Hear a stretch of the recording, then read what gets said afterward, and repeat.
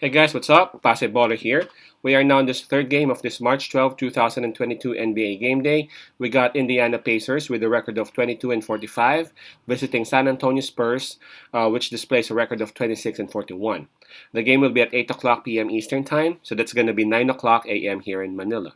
I'm just inviting everyone who have not subscribed yet to our YouTube account or YouTube channel, Pasay Baller. Please click on the subscribe button below. At the same time, hit on the bell logo.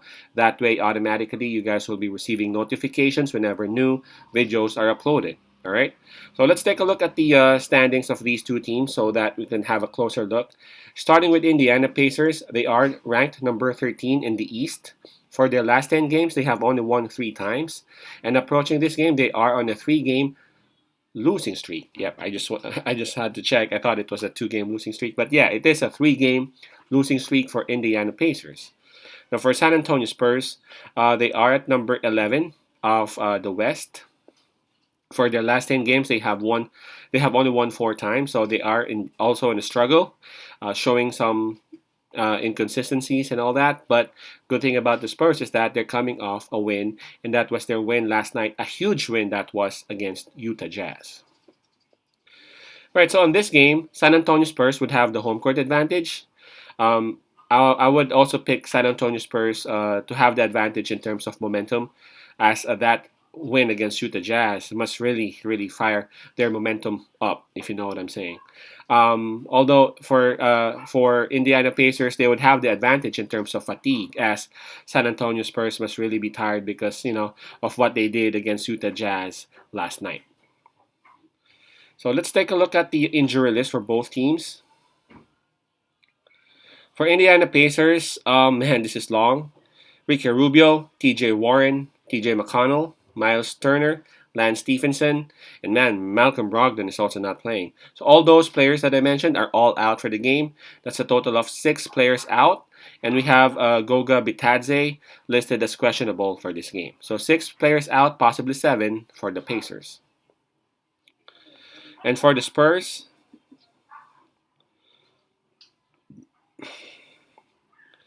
Bates Diop is listed out for the game, and we got Doug McDermott, Joshua Primo, Devontae, and Romeo, all listed as day-to-day game time decisions. So 1 confirmed out, possibly 5, depending on the statuses of those 4.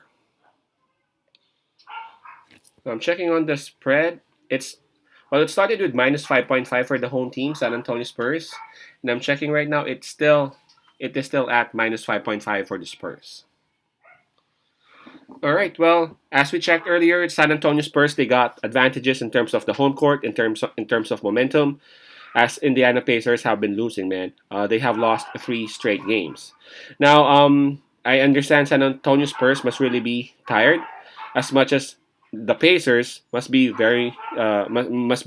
well rested, as they haven't had a game like for 2, 3 nights already. I'm talking about the Pacers, so that is an advantage that the Indiana team can actually manipulate or can actually use against the Spurs. But considering the fact that Indiana Pacers are actually missing a lot of players, including Brogdon, yeah, it's really hard to actually put your trust on Indiana Pacers at this point, especially going up against San Antonio Spurs, who are at home. They are at home. The San Antonio Spurs just had a very huge win against the Jazz yesterday. They had a wonderful night because of that.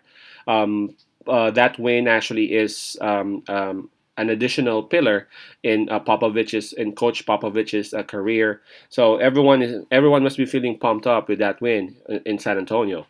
I feel like the Indiana Pacers would actually make it close for some time, but I feel like the Spurs would actually break away towards the latter part of the game, towards the fourth quarter perhaps, and cover the spread of 5.5. The situation here is that they don't have Brogdon. If Pacers got Brogdon, Maybe and just maybe I would side with Indiana Pacers. It ain't even sure if Bitadze would actually be joining them, and Bitadze has actually been playing well. He has been shooting in threes. He has been, doing those offensive rebound and the putback and ones. Without him, without Brogdon, it's gonna be very hard for them to win. Another thing that I noticed is that Indiana Pacers, man, they're very poor in defense. If you can see their last game, I guess that was against um, Cleveland Cavaliers, they allowed 127 points to be scored by the Cavs. And prior to that, who were they up against with? The Washington Wizards. They allowed 133 points to be scored by the Washington Wizards, man. And San Antonio Spurs, they are very offensive minded. If they would allow San Antonio Spurs, to do just that, man, they would be in trouble, deep trouble, that is. So my pick on this one would be San Antonio Spurs to cover the spread minus 5.5. Spurs minus 5.5. Peace out, pase love, and God bless.